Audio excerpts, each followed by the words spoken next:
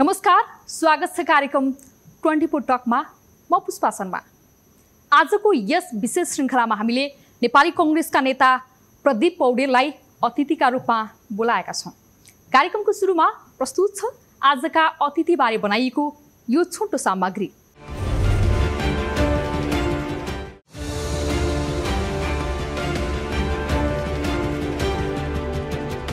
प्रदीप पौडेल विद्यार्थी राजनीतिबाट उदाएका नेपाली कांग्रेसका युवा नेता हुन्। पौडेलले आफ्नो राजनीतिक जीवन अमृत क्याम्पसबाट नेपाल विद्यार्थी संघबाट सुरु गरेका हुन्। सन् 2000 देखि 2002 सम्म पौडेलले नेपाल विद्यार्थी संघको केन्द्रीय समितिमा रहेर काम गरेका उनले सन् 2002 देखि 2007 को बीचमा 3 कार्यकाल नेपाल विद्यार्थी संघको उपाध्यक्ष थिए। लामो समयदेखि विद्यार्थी राजनीतिमा सक्रिय बनेका उनी अन्ततः विद्यार्थी संघको अध्यक्ष बन्न सफल भए। उनले सन् 2007 देखि 2012 सम्म सो भूमिकामा काम गरेका हुन्। पार्टीभित्रका विभिन्न कमिटीमा रहेर निष्पक्ष रूपमा आफ्नो जिम्मेवारी पूरा गरेका पौडेलले स्थानीय तह निर्वाचनका समयमा निर्वाचन अनुगमन तथा परिचालन कमिटीका संयोजकका रूपमा प्रभावकारी काम गर्न सके। पार्टीको 12औं महाधिवेशनबाट केन्द्रीय सदस्य बनेका पौडेल 14औं महाधिवेशनमा महामन्त्रीको उम्मेद्वार बनेर राजनीतिमा सम्भावना बोकेका नेताका रूपमा प्रतिस्पर्धामा आए। पार्टीका महामन्त्री द्वय गगन थापा र विश्वप्रकाश शर्माकै समकक्षी नेता समेत रहेका उनी कांग्रेसको दोस्रो पुस्ताका सम्भावना बोकेका नेताका रूपमा परिचित छन्। यति बेला मुलुकमा बेतितीका चाङ चुलिएका छन्। बढ्दो महँगी, अर्थतन्त्रमा मडारिएको संकटको बादल, विकास निर्माणका काममा भइरहेको चरम लापरवाही जस्ता कमजोरीले सरकारमाथि थुप्रै प्रश्न तेर्साएको छ। यस्तै मुलुकको कूटनीतिक सम्बन्धमा देखिएको अप्ठ्यारा समेत बेवास्ता गर्न सकिँदैन।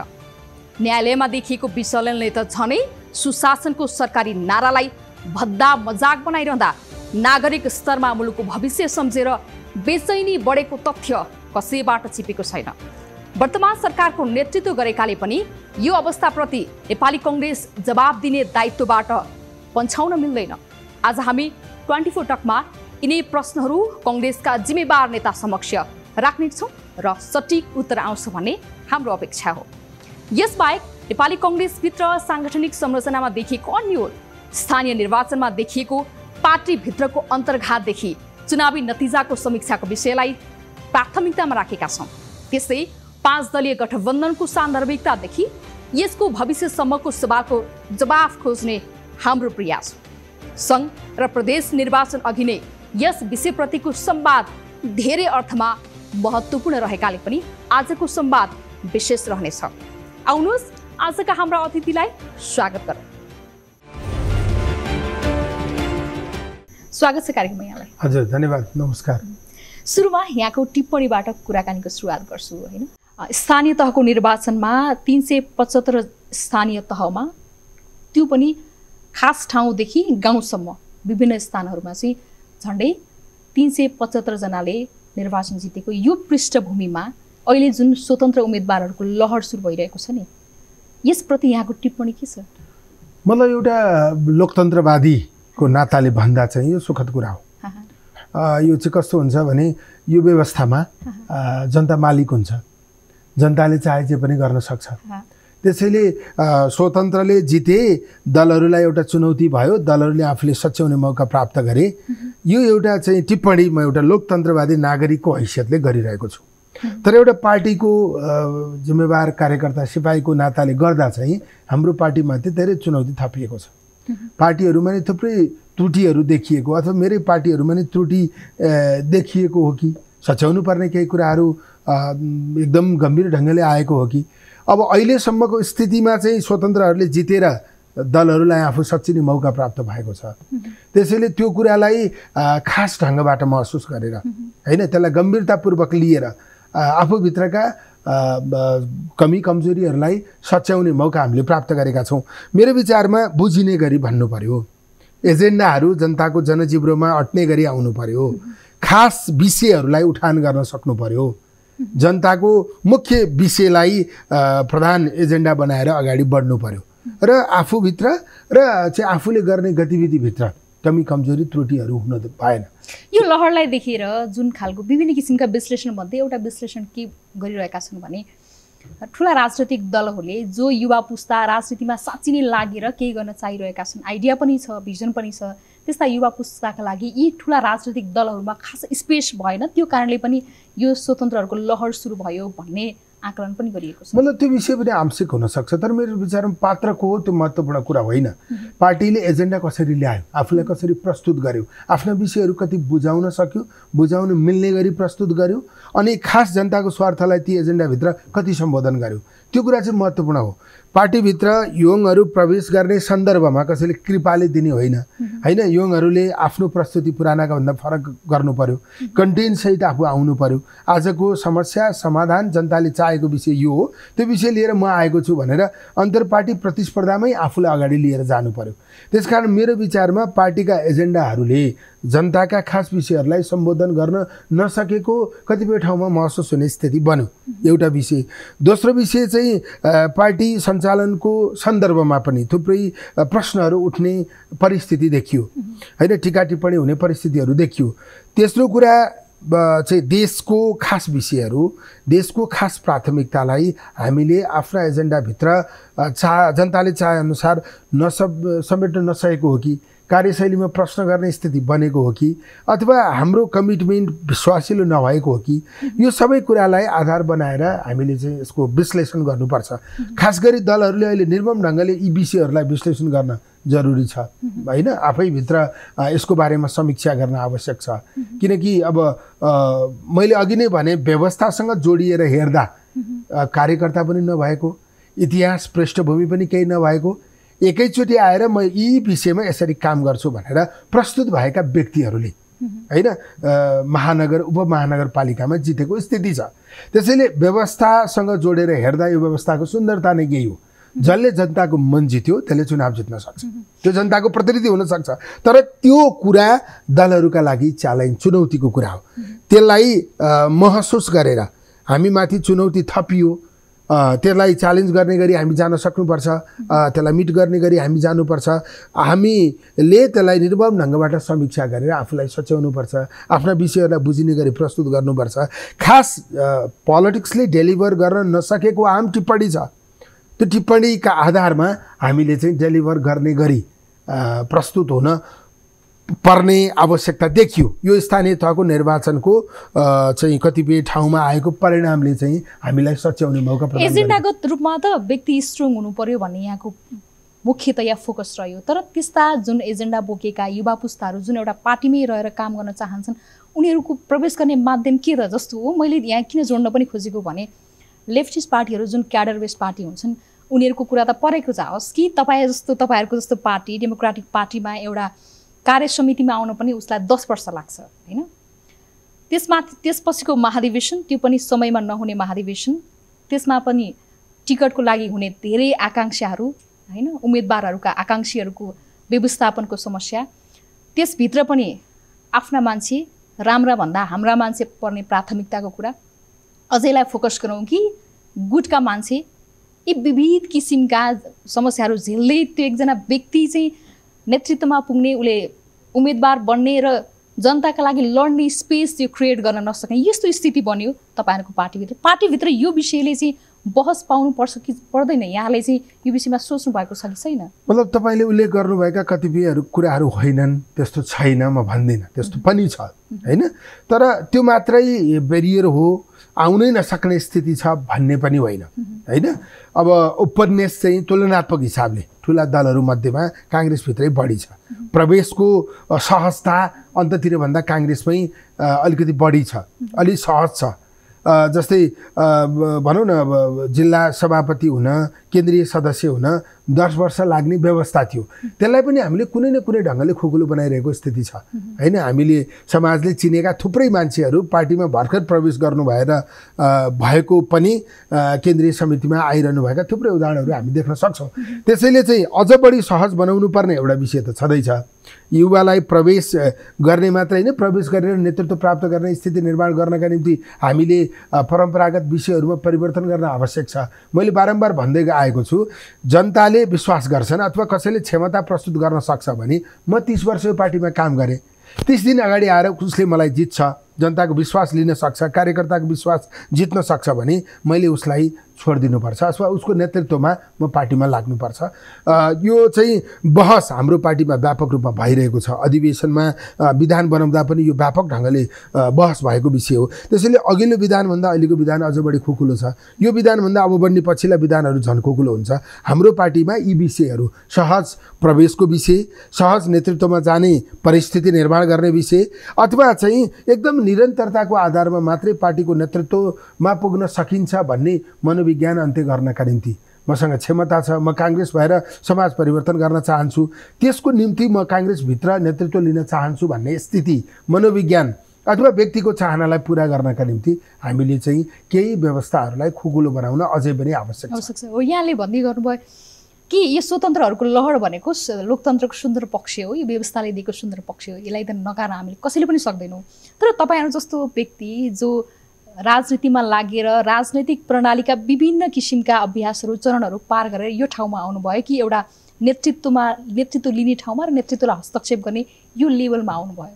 तर यी स्वतन्त्र उम्मेदवारहरू जुन युवा पुस्ता छन् अझै बढी चाहिँ च्यालेन्जिङ चाहिँ तपाईँहरू जस्तो युवा पुस्ताका लागि अलिक बढी च्यालेन्जिङ देखियो, स्वीकार गर्नुहुन्छ कि हुन्न? अलिक बढी मतलब अब हामी अहिले खास स्वतन्त्रका रूपमा जित्नुभएका प्रतिनिधिहरू भन्दा पनि उमेरले अझ जेठा भइसक्यौँ होइन। खास युवाको प्रतिनिधित्व हामीले पनि गर्छौँ गर्दैनौँ एउटा प्रश्नको विषय छँदैछ। खासमा चाहिँ हामीले आकर्षण बढाउन किन सकेनौँ, हाम्रा प्रति विश्वास एकदमै बढाउने स्थिति किन बन्न सकेन भने हामीले पार्टीभित्र परिवर्तनको नेतृत्व गर्ने होइन, तपाईँको प्रगतिशील मुद्दाहरू आत्मसात गर्ने, एजेन्डामुखी भएर आफूलाई प्रस्तुत गर्ने, कमी कमजोरीका विरुद्ध एकदमै चोटिलो ढङ्गबाट प्रहार गर्ने, आफ्नै नेतृत्वलाई पनि खबरदारी गर्ने कुरामा चाहिँ कतिपय ठाउँमा हामी पनि चुक्यौँ कि त्यसले विश्वास अलिकति गुमाएको स्थिति हो कि। त्यसकारणले चाहिँ यो चाहिँ हाम्रो पार्टी सञ्चालनको विषयलाई जनताले नजिकबाट हेरिरहेको छ, सरकार सञ्चालनको विषयलाई जनताले नजिकबाट हेरिरहेको छ। अनि हाम्रो पार्टीले हामीहरूले कुनै पनि विषयमा राखेको धारणालाई पनि जनताले नजिकबाट हेरिरहेको स्थिति छ। त्यसैले यो सबै कुराका आधारमा चाहिँ हामी जो राजनीतिमा पछिल्लो पुस्ताका हौँ भनेर भन्ने गर्छौँ, युवा हौँ भनेर भन्ने गर्छौँ, हाम्राप्रति पनि विश्वास घटेको हो कि यो पनि हाम्रा लागि चुनौती हो। त्यसैले विश्वास नघटाउनका निम्ति वैकल्पिक नेतृत्व धारिलो भएर आएको छ भन्ने कुरालाई स्थापित गर्नका निम्ति मैले अघि नै पनि भने कन्टेन्टमा आधारित भएर हामीले चाहिँ समस्याको हल खोज्न सक्नुपर्छ। हुन त यहाँले अघि पनि भन्नुभयो कि यो जनअपेक्षा अनुसार काम नगरेको परिणाम यो हो होइन, जनतालाई राजनीतिक दलहरूले राम्रो डेलिभरी दिन सकेनन्, त्यसको परिणाम पनि हो। राजनीतिक दलहरू सत्तामा कसरी जाने, सत्ता कसरी होल्ड गर्ने भन्ने विषयमा मात्रै केन्द्रित भयो, जनताका मुद्दा ओझेलमा पर्न थाले होइन, जनताका मुद्दा आफ्ना मुद्दा बनाउनै छाडे, त्यसको परिणाम पनि हो। अब राजनीतिक दलहरू अथवा अझै बढी भन्नुपर्दा नेतृत्वमा रहेका वर्गहरू जसले चाहिँ मुलुक हाँकिरहेका छन्, पार्टी हाँकिरहेका छन्, उनले गरेको व्यवहारको अब्जस त तपाईँहरू जस्तो पुस्ताले भोग्नुपर्छ नि होइन। मतलब यो दलहरूको सान्दर्भिकता सकियो, दलहरू एकदम असान्दर्भिक भए, जनताबाट तिरस्कृत भए भन्ने पनि होइन। अहिले भर्खर सम्पन्न भएको स्थानीय तहको निर्वाचनमा नेपाली काङ्ग्रेस पार्टी राष्ट्रिय रूपमा पनि पहिलो भएको छ, 7वटै प्रदेशमा पहिलो भएको छ होइन, वडाध्यक्षमा पहिलो भएको छ, प्रमुखमा पहिलो भएको छ, उपप्रमुखमा पनि पहिलो भएको छ। त्यसैले त्यो जनताले विश्वास गरेको होइन भन्न मिल्दैन। तर त्यसको आधारमा हामी एकदम त्यस्तो घमण्ड प्रस्तुत गर्ने अथवा हाम्रा भित्र कुनै समस्या छैन, कमी कमजोरी नै छैन, सचिने आवश्यकै छैन, काठमाडौँको परिणाम जे आयो त्यसलाई चाहिँ गम्भीर ढङ्गले हेर्न आवश्यकै छैन भन्ने होइन। हामीभित्र पनि केही कमी कमजोरी छ होइन, त्यसलाई सुधारेर जान सकियो भने हामी योभन्दा बढी उपलब्धि हासिल गर्न सक्छौँ होइन। महत्त्वपूर्ण ठाउँहरूमा जुन जहाँ हार बिहोर्नु परेको छ ती ठाउँहरू पनि जित्ने एउटा स्थिति बन्न सक्छ। त्यसकारणले चाहिँ आफूभित्रका समस्याहरूलाई, आफूभित्रका कमजोरीहरूलाई सम्पूर्ण रूपमा निप्टारा गरेर होइन, त्यो कमजोरी रहित बनाएर हामी जान सक्यौँ भने जुन परिणाम प्राप्त गरेका छौँ त्योभन्दा धेरै राम्रो परिणाम हामी प्राप्त गर्न सक्छौँ। यो चाहिँ एउटा उत्साहजनक परिस्थिति पनि हो। कतिपय ठाउँमा देखिने गरी त्रुटि भएको छ र पनि यो परिणाम आएको छ हैन। त्यो त्रुटि गरिएन भने, त्यो त्रुटि हटाइयो भने, आम रूपमा जनतालाई डेलिभर गरेको देखिने स्थिति निर्माण गरियो भने हैन, काङ्ग्रेसको नेतृत्व चाहिँ समन्वय गर्नका लागि मात्रै होइन, समृद्धि प्राप्त गर्नका निम्ति पनि काबिल छ भन्ने कुरा स्थापित गर्न सकियो भने हैन, पार्टी सञ्चालनको सन्दर्भमा एकदमै धेरै अब्बल डेमोक्रेसीको अभ्यास गर्ने स्थिति निर्माण गर्न सकियो भने, आम युवालाई हाम्रो पार्टीमा सहज ढङ्गबाट आउने स्थिति निर्माण गर्न सकियो भने असाध्यै राम्रो परिणाम आउने रहेछ। अनि स्थानीय निर्वाचनमा पहिलो पार्टी भयो, यसमा कुनै पनि दुविधा छैन। अब कसरी भयो भन्ने अर्को पक्ष होला, तर यतिखेर सङ्घको निर्वाचन, केन्द्रको निर्वाचनभन्दा अगाडिको अवस्थामा हामी छौँ होइन। अब देशकै परिस्थिति हेर्ने हो भनेको न्यायालयको व्यथिति भन्ने साध्यै छैन होइन। यति मात्र होइन, राजनीतिक दलहरूको यो व्यवहार मूल्य वृद्धि अचाक्ली छ। सामान्य व्यक्तिको चुलोमा भात पाक्ने स्थिति छैन होइन। हामी 62% कृषि प्रधान देशका मुलुक समयमा मल पाउन सक्दैन कृषकले। विद्यार्थीले पाठ्य पुस्तक शैक्षिक क्षेत्र सुरु भएको 3 महिनाभित्र पनि पाउन सक्दैन। यी व्यथितिका यति चाङ्छन् अवस्था यस्तो छ। सङ्घको निर्वाचन नजिकिएको छ, नेपाली कङ्ग्रेसको नेतृत्वमा सरकार छ होइन। यी विविध किसिमका समस्या हामीले दैनिक रूपमा भोगिरहेका छौँ। यी समस्यालाई चाहिँ कङ्ग्रेसको नेतृत्वको सरकारले अनदेखा गरेको हो कि भन्ने चाहिँ टिप्पणी भइरहेको छ। यसमा दुईटा पक्षहरू छन्। एउटा चाहिँ गठबन्धनको सरकारसँग हामीले एकदम दूरगामी असर पर्ने अथवा चाहिँ एकदमै ठुलो उपलब्धि हुने अपेक्षा गरेका छौँ भने त्यो गलत हुन्छ होइन। यो गठबन्धनको अनायास बनेको सरकार हो होइन। यो निर्वाचनको परिणाम आउने बित्तिकै एक खालको परिस्थिति थियो नेपालको राजनीतिमा होइन। निर्वाचनको परिणामबाट जसले नेतृत्व लियो, त्यो नेतृत्वको असफलताका कारणले, उसले समन्वय गर्न नसकेको कारणले, उसको एलायन्स उसले बचाउन नसकेको कारणले होइन, बहुमतको सरकारप्रति जनताको जुन विश्वास थियो, त्यो विश्वास डगमगाएको मात्र होइन, गर्लम्मै ढलेको कारणले यो परिस्थिति उत्पन्न भएको। त्यसैले यो सरकारले एकदमै दीर्घकालीन रूपमा धेरै कुराहरू गर्न सक्छ भनेर अपेक्षा राखियो भने त्यो परिस्थिति नबुझेको हुन्छ। तर दिनदैनिक समस्याहरूका विषयमा, जनताको जनजीविकाका विषयमा, सुशासन कायम गर्ने विषयमा जुनसुकै सरकार पनि गम्भीर हुनुपर्छ, संवेदनशील हुनुपर्छ। त्यो चाहे गठबन्धनको सरकार होस् होइन, चाहे अल्पमतको सरकार होस् होइन। त्यसैले जतिसुकै कमजोर सरकार पनि यी विषयहरूमा गम्भीर हुन जरुरी छ। अहिले चाहिँ मूल्यवृद्धिको विषय म पनि स्वीकार गर्छु होइन। अब यो चाहिँ अन्तर्राष्ट्रिय बजारमा बढ्यो, त्यसकारण हामी कहाँ बढ्ने स्वाभाविक हो होइन। यो चाहिँ त्यो स्वाभाविकतालाई बुझ्नुपर्छ भन्ने सरकारको कुरा छ, त्यो स्वाभाविक होला। तर सरकारले आफ्नो उपस्थिति त देखाउनु पर्यो नि। गम्भीर सङ्कट, सामान्य समस्याहरू, मलको समस्या समाधान गर्न म भन्दैछु। त्यसैले गम्भीर सरकारले आफ्नो उपस्थिति देखाएर जनतालाई राहत दिनुपर्छ। यो पेट्रोलियम पदार्थको मूल्य वृद्धि भएपछि सबैतिर वृद्धि हुन्छ, त्यसलाई नियन्त्रण गर्नु पर्यो होइन। पेट्रोलियम पदार्थको मूल्य वृद्धि भयो, अन्तर्राष्ट्रिय बजारमा बढेको पनि हो, त्यो आफ्नो ठाउँमा छ। तर सरकारले आफ्नो उपस्थिति देखाउनका निम्ति कर घटाउने हो कि होइन, तपाईँको चाहिँ डिजेलमा मात्रै सहुलियत दिने हो कि होइन, ग्यासमा सहुलियत दिने हो कि। त्यसैले सरकारले कुनै न कुनै ढङ्गबाट आफ्नो उपस्थिति देखाउनुपर्छ। र सँगसँगै यो हाम्रो सधैँको समस्या भयो। अब यो मल किन अभाव हुन्छ, यो जुनसुकै मन्त्री आए पनि, जुनसुकै पार्टीले कृषि मन्त्रालय सम्हाले पनि यो मल अभाव भइरहँदो रहेछ। यसको कारण के हो? एउटा मन्त्रालयले चाहिँ अघिल्लो वर्ष चाहिँ घनश्याम भुषालजी मन्त्री हुनुहुन्थ्यो होइन। उहाँले एकदमै धेरै चाहिँ परिवर्तनका कुराहरू गर्नुभयो, एकदमै धेरै अपेक्षा पनि थियो, लास्टमा मलै प्राप्त हुन सकेन। अब त्यो समयदेखि अहिलेको 1 वर्षकै समय थियो, यो बिचमा चाहिँ सङ्कट आउन सक्छ। त्यसकारण यो मलको समयमै व्यवस्था गरौँ भनेर सरकार अथवा मन्त्रालय किन सचेत भएन? पाठ्यक्रमको अघिल्लो ओलीकै सरकारको बेलामा समस्या थियो, समयमा पाठ्यपुस्तक नपाएर त्यति बेला पनि व्यापक ढङ्गबाट यो विषय चर्चाको विषय बनेको थियो। त्यो समयदेखि अहिलेको 1 वर्षको समयमा गुज्रियो, तर मन्त्रालयले समयमै यसको लागि चाहिँ आवश्यक व्यवस्था गरेर त्यो समस्या हल गर्न किन सकेन? यो चाहिँ अब पेट्रोलियम पदार्थको विषय चाहिँ मेरो विचारमा वैकल्पिक ऊर्जाको अथवा यसको विकल्प खोजिन जरुरी छ। अब हाम्रो देशमा यो उत्पादन हुँदैन, हाम्रो देश ल्यान्डलर्ड कन्ट्री हो हैन। त्यसकारण यो पेट्रोलियम पदार्थको सन्दर्भमा मलाई के लाग्छ भने सरकारले वैकल्पिक ऊर्जालाई चाहिँ स्थापित गर्ने, प्रयोग गर्ने स्थिति निर्माण गर्नुपर्छ। अब मलाई मेरो प्रस्ताव त पेट्रोल र डिजेलको गाडी आयात खरिदमा बन्द गर्नुपर्छ हैन।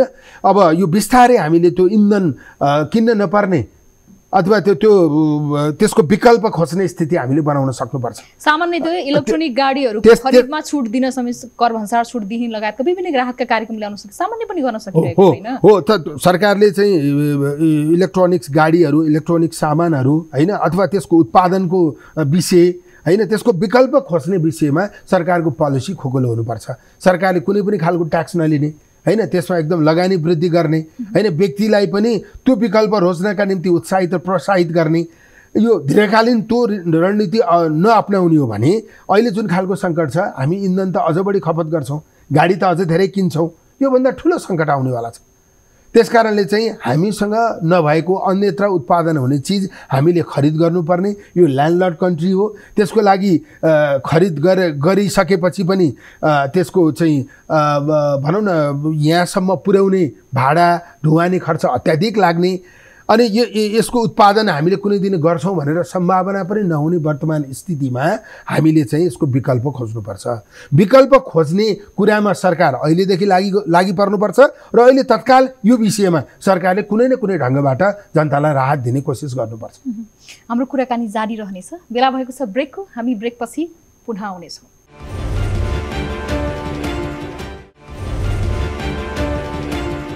ब्रेकपछि पुनः स्वागत छ कार्यक्रममा। हजुर धन्यवाद। स्थानीय तह निर्वाचनको अनुगमन समितिको यहाँ संयोजक पनि भएर काम गर्नुभयो, केही दिन अगाडि प्रतिवेदन पनि बुझाउनु भयो। सङ्ख्यात्मक रूपमा नेपाली कङ्ग्रेसले धेरै स्थानमा जित सुनिश्चित गर्यो, पहिलो पार्टी बन्यो हैन।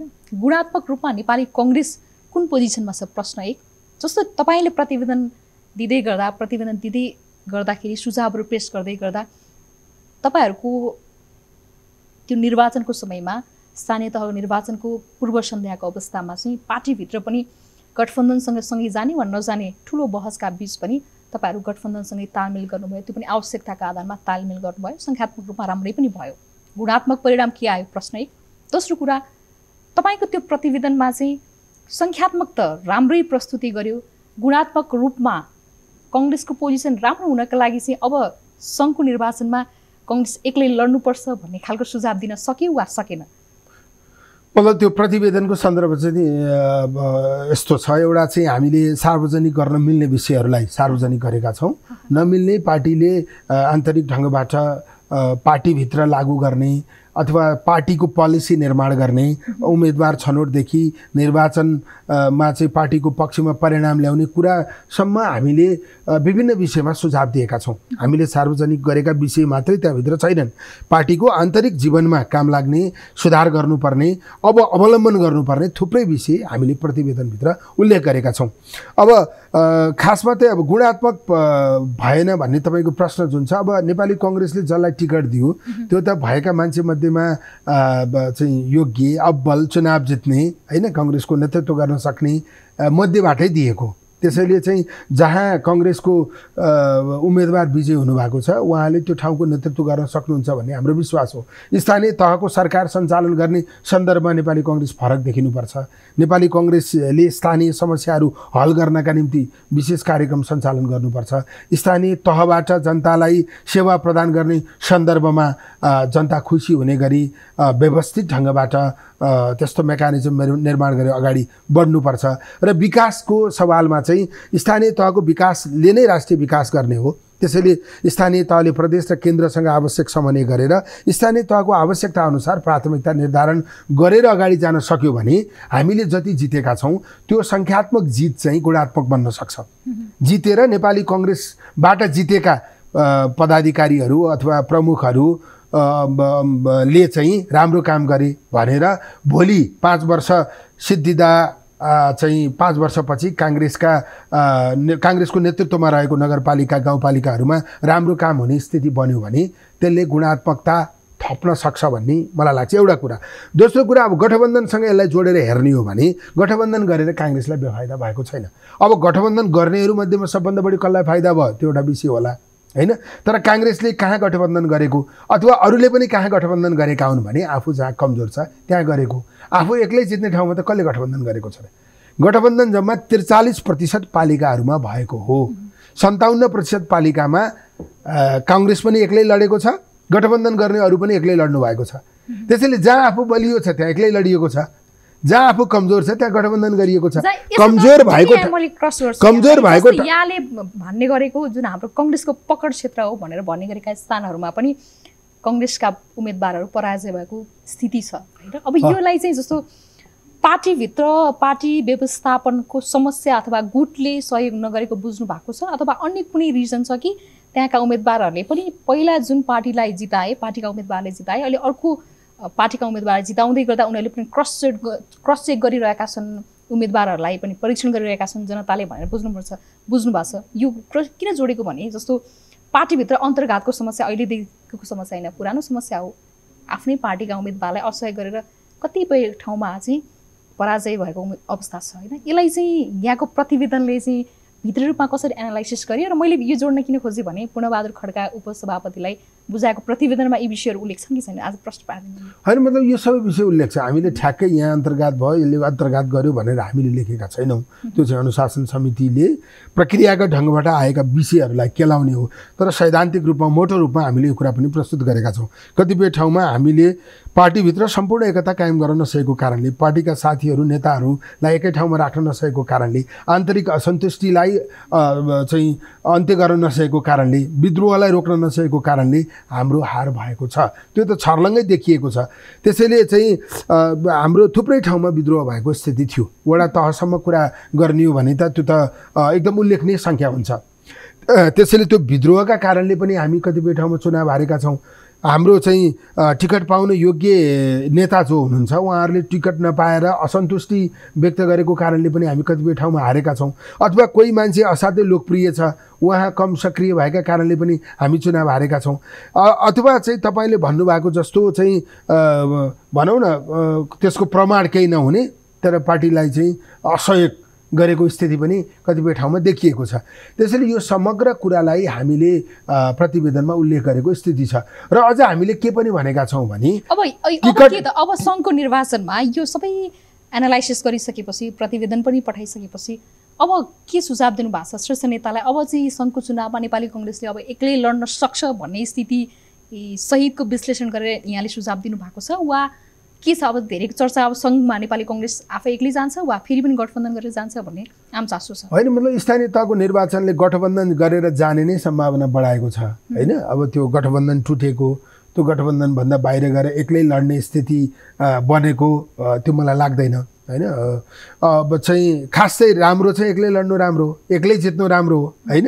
गठबन्धन गरेर जाने कुरामा चाहिँ के हुन्छ भने अब हामीले कतिपय सिट अरूलाई दिनुपर्ने हुन्छ होइन। अब एक्लै बहुमत ल्याइन्छ भने त त्योभन्दा राम्रो अरू के हुन्छ? तर परिस्थिति के छ? परिस्थिति के छ भने पहिलो र दोस्रो काङ्ग्रेस र एमाले हो, तेस्रो दल चाहिँ एक्लै चुनाव लड्दैन। माओवादी एक्लै चुनाव लडिदिने हो भने काङ्ग्रेसले गठबन्धन गर्नै पर्दैन होइन। कम्युनिस्ट भोट डिभाइडेड हुन्छ, काङ्ग्रेसले त्यसै चुनाव जित्छ। तर त्यो खालको परिस्थिति छैन। त्यसैले अब चुनाव जित्ने सन्दर्भमा नेतृत्वको मनोविज्ञान बुझ्दा, अहिले ओभरअल राष्ट्रिय परिस्थिति बुझ्दा फेरि पनि गठबन्धनबाटै जाने सम्भावना बढी हुन्छ। तर गठबन्धनका आफ्नै खालका चुनौतीहरू छन्। हामीले प्रतिवेदनमा उल्लेख गरेको विषय के छ भने काङ्ग्रेसले धेरै सिट जित्छ भनेर गठबन्धन गर्नुको अर्थ छैन। सिटको सङ्ख्या बढी प्राप्त हुन्छ भन्ने कुरा जनतालाई चासो र सरकारको विषय होइन। गठबन्धन गरेर काङ्ग्रेसले अथवा अरूले पनि जित्छन्, गठबन्धन दलहरूले जित्छन् होइन। त्यसमा कोही हार्छ, त्यो हार्ने कुरा छ नि, जनतालाई सरोकार भएन। गठबन्धन गरेर यति दल मिलेर देश चलाउन पाइयो भने देशमा यो हुन्छ, हामीले यो काम गर्छौँ।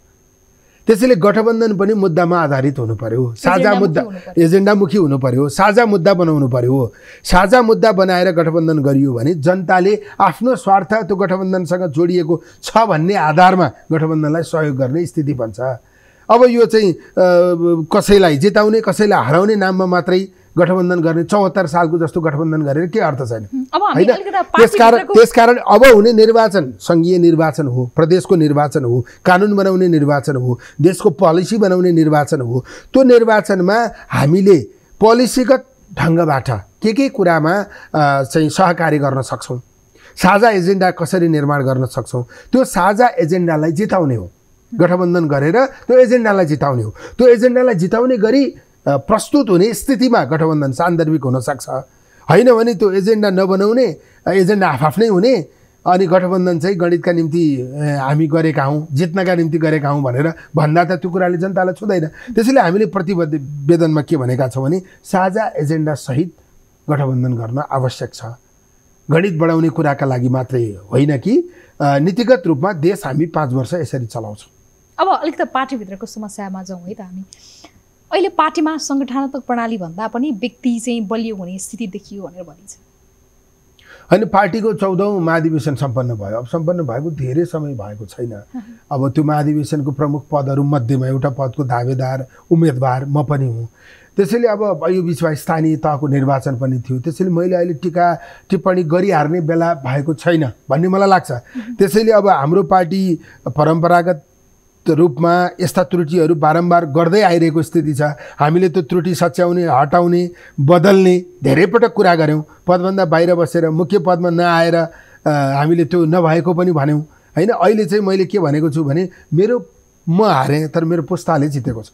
मेरो पुस्ताले जितिसकेपछि केही फरक हुन्छ कि हामीले बाहिर बसेर उठाइरहेको अथवा मुख्य पदमा जान नसकेर चाहिँ सल्भ नभएको भनेर भनिएका समस्याहरू अब समाधान हुन्छन् कि, यो अपेक्षा व्यापक रूपमा छ। तर म अहिले नै अपेक्षा व्यापक छ, तर पनि महाधिवेशन भएको 6 महिना भन्दा बढी भइसकेको अवस्था छ। पार्टी कमिटीले पूर्णता पाइसकेको छैन। 28वटा विभिन्न विभागहरू छन्, त्यसले पूर्णता पाइरहेको पनि छैन होइन। अब भारतीय सङ्गठनका सुविक संस्थाहरूका अधिवेशन हुन सकिरहेका छैनन्।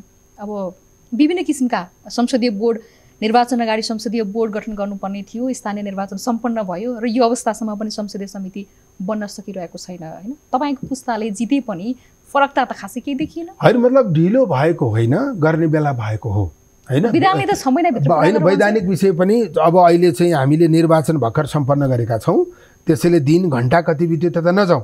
अब सङ्घीय निर्वाचन सुरु हुनुभन्दा अगाडि हामीले यो सबै कामहरू गर्नुपर्छ, नत्र भने प्रश्नहरू उठ्छन् होइन। हाम्रो समितिहरू अपूर्ण हुन्छ, त्यसले चाहिँ निर्वाचनमा जति सहयोग पुर्याउन सक्थ्यो अपूर्ण भएका कारणले त्यति पुर्याउन सक्दैन। निरन्तर रूपमा पार्टीले फेरि उस्तै प्रवृत्तिलाई दोहोऱ्याएको, उस्तै परम्परालाई दोहोऱ्याएको भनेर चाहिँ आम अपेक्षा गरिरहेका काङ्ग्रेसका शुभेच्छुकहरूलाई निराश बनाउँछ। त्यसैले चाहिँ ल ठिक छ, अहिलेसम्म स्थानीय तहको निर्वाचनको तयारी हामीले गरिरहेका थियौँ, निर्वाचनमा हामी लागिरहेका थियौँ, तर अब त हुनुपर्छ।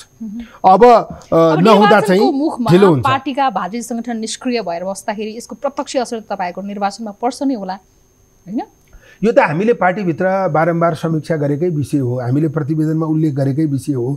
अब एउटा भातृ सङ्गठनले पूर्णता प्राप्त गर्दा निर्वाचनमा त्यसले जति बल प्रदान गर्न सक्छ, नगर्दा त्यति गर्नै सक्दैन। त्यसैले त्यो कुरा बुझेर भातृ सङ्गठनहरूलाई पूर्णता दिने सकिन्छ निर्वाचनभन्दा अगाडि, नभए निर्वाचन लगत्तै अधिवेशनमा लिएर जाने, भातृ सङ्गठनलाई आफ्नो ट्र्याकमा, आफ्नो बाटोमा सुचारू ढङ्गले चल्न दिने, काङ्ग्रेसले त्यस निम्ति सहयोग गर्ने, यो हामीले बारम्बार भनिआएको विषय हो, गर्न नसकेको विषय हो। त्यसैले गर्ने प्रक्रियामा रहेको विषय हो। त्यसैले हामीले यसलाई तत्काल गर्नुपर्छ। हामीले प्रतिवेदनमा नै उल्लेख गरेका छौँ, व्यक्तिगत रूपमा त्यो कुरा भनेका छौँ। पार्टीभित्र व्यापक रूपमा यसका बारेमा छलफल पनि भइरहेको छ। त्यसैले भातृ सङ्गठनको पूर्णता नबनेका भातृ सङ्गठनहरू बनाउने काम पार्टीका सम्पूर्ण समितिहरूले पूर्णता प्राप्त गर्नुपर्ने, विभागले पूर्णता प्राप्त गर्नुपर्ने, यी कुराहरू बिचमा स्थानीय तहको निर्वाचन भएको कारणले ढिलो भयो। तर अब नहुँदा चाहिँ सङ्घीय निर्वाचनलाई नै असर गर्छ र विधानको व्यवस्थाको बर्खिलापमा पनि हुन्छ। त्यसैले अब तत्काल यी विषयहरूले पूर्णता प्राप्त गर्न जरुरी छ र अनिवार्य पनि छ। हस्, यहाँको महत्त्वपूर्ण समय र संवादको लागि धेरै धेरै धन्यवाद। यो अवसर दिनुभयो, धेरै धन्यवाद। आजको 24 टकमा हामीले समसामयिक राजनीतिक विषयमा कुराकानी गऱ्यौँ, त्यस्तै गरेर पार्टीको आन्तरिक विषयमा केन्द्रित रहेर पनि कुरा गऱ्यौँ। यो सँगसँगै जोडिएको विषय सङ्घको निर्वाचनको अवस्थामा, सङ्घको निर्वाचनमा नेपाली कङ्ग्रेसको तयारी के छ, यो विषयमा पनि केन्द्रित रहेर कुराकानी गऱ्यौँ। आजको 24 टकको समय यति नै। आज्ञा पाऊ।